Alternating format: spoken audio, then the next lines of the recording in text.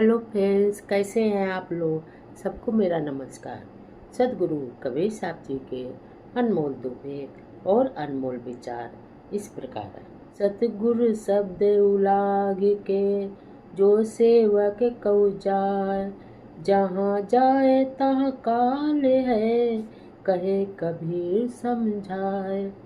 इसका अर्थ इस प्रकार है।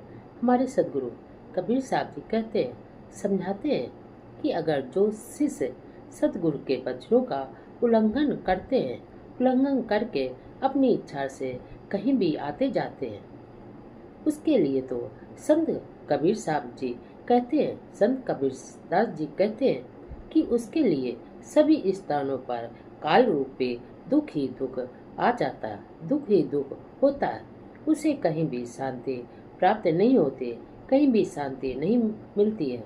अंगी सदगुरु कबीर साहब जी का एक और अनमोल दोहा इस प्रकार। जा गुरु को तो गम नहीं, पाहन दिया बताए, शिष्य सोते बिन से या पार न पहुँचा जाए। इसका अर्थ इस प्रकार है।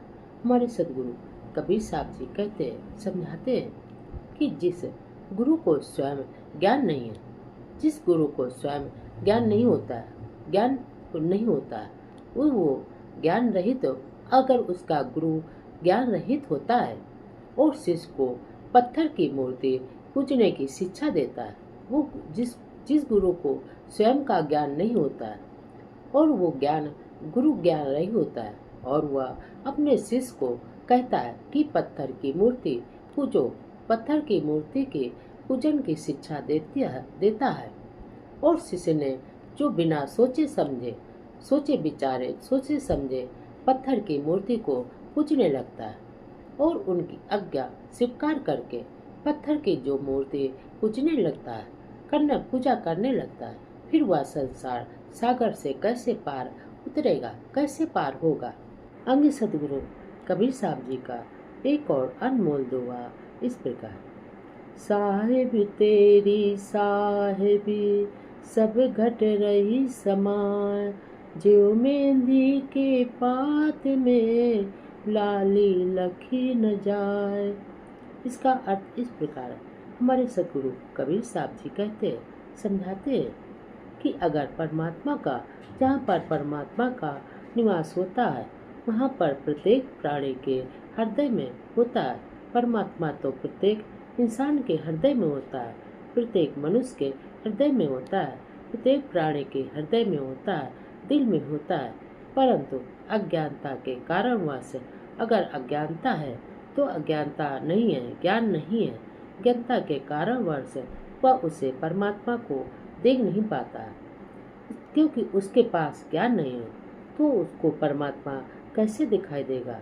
इसलिए वो अपनी अज्ञानता के कारण परमात्मा को देख नहीं सकता, देख नहीं पाता है, जबकि परमात्मा तो उसके हमेशा दिल में रहते हैं, हमेशा साथ रहते हैं। जिस प्रकार मेहंदी की हरी पत्तियों में लालिमा होती है परंतु उसको दिखाई नहीं देती है। अंगी सदगुरु कबीर साहब जी का एक और अनमोल दोहा इस प्रकार। समझाए समझे नहीं, तू पर हाथ बिकाए, मैं खींचत हूँ आपको, चला तू यमपुर जाए। इसका अर्थ इस प्रकार है।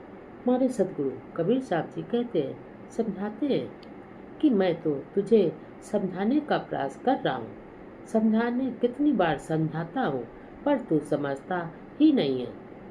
पर अगर ज्ञान नहीं ग्रहण करता, हे मूर्ख, अगर तू ज्ञान नहीं ग्रहण करता, ज्ञान को अपने दिल में नहीं उतारता, तो अरे मूर्ख, मैं तुझे अपनी ओर खींच रहा हूँ पर तू तो इधर उधर भटकता रहता है, परंतु तू तो दूसरे के हाथों में बिका जा रहा है। मैं तो चाहता हूँ कि तुझे सब कुछ मिल जाए, ज्ञान मिल जाए, धन दौलत मिल जाए। अरे तब अगर तू ज्ञान नहीं समझता, ज्ञान नहीं ग्रहण करता है तो तुझे मैं कैसे ज्ञान दूँ। हम तो अपनी ओर तुझे हमेशा खींचता रहता, परंतु तो दूसरे के हाथों में हमेशा बिकता है और बिका जा रहा है। और जब तू एमपोर की ओर तू चला जा रहा है। मैं तुझे कब से रोकने का प्रयास कर रहा हूँ, पर तू तू रुकता ही नहीं है।